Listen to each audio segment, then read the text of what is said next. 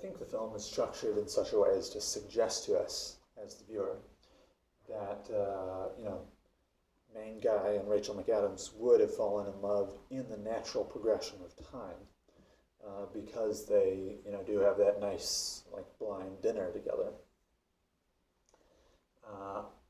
in the natural course of time. But I'm not sure that's true. And certainly he does use the time travel effect too, as I mentioned, beguile her on multiple occasions to learn about the things she likes and trick her into liking him. And as I mentioned, I think this is a moral issue, to essentially be tricking someone into liking you, into spending their life with you. And you can imagine, there's an alternate plan or an alternate movie, but instead of the guy's father setting him down to be like, the men in our family have a secret, son, we can travel through time. Instead, the dad is like, the men in our family have a secret, son, we've been brewing this aerosolized heroin spray, and people like being sprayed with it. And if the main character was like, oh, thanks, Dad, and then he goes up to Rachel McAdams and is like, psh, psh, psh, psh, and she just falls in love with him because she's constantly being sprayed by aerosolized heroin, I would probably have a problem with that as viewers. But there's not really a problem, or at least there didn't seem to be. I didn't understand from watching the film that I should find it problematic that he was using time travel to, and again, beguile is the best and really only word I can think of, to beguile her, to convince a woman that otherwise would not have liked him to like him. And I really don't see the functional difference between doing that with magic and doing that with an aerosolized heroin spray. So there's that to consider. I'm trying to think if I have anything else to say about the film. I mentioned how I found his moral, discomforting. Like the best thing to do is, not to do anything with it.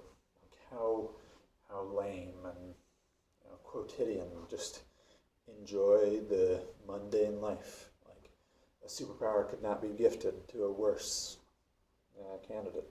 Well, probably to a worse candidate.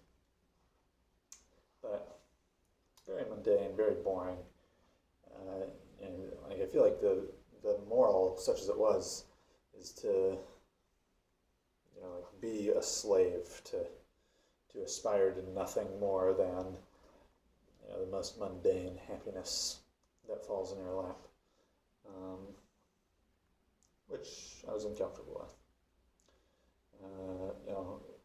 Again, back to if it was me, if I was in that position, right? Like, not only would I have cured cancer, saved my father, not only would I be a billionaire, would I have, infinite education by having returned through time, but I'd also do, kind of common sense, really moral, really ethical things like, well, with my billions of dollars, I'm going to install like these tsunami raid warning sirens in rural Indonesia and educate the populace as to what they mean. And then I'm just going to sound them on the day of the Indonesian tsunami that killed hundreds of thousands of people. But, the main character in About Time is,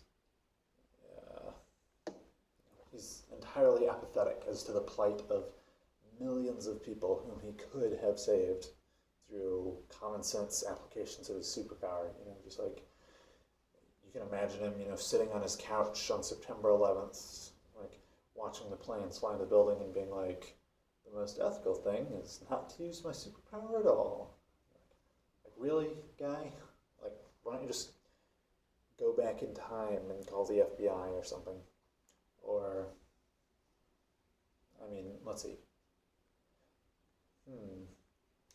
Go back in time, become a billionaire, hire a team of private mercenaries to take care of the 9/11 hijackers surreptitiously, so that way you don't get yourself on some kind of like knows about terrorist watch list from the FBI.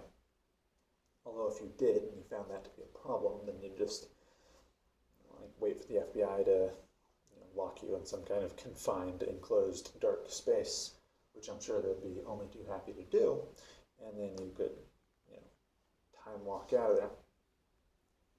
So yeah, the main character,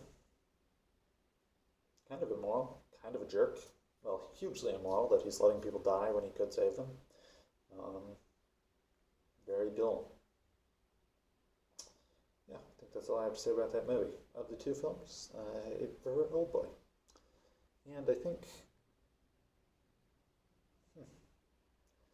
with what each character was given, I'll return to a biblical parable.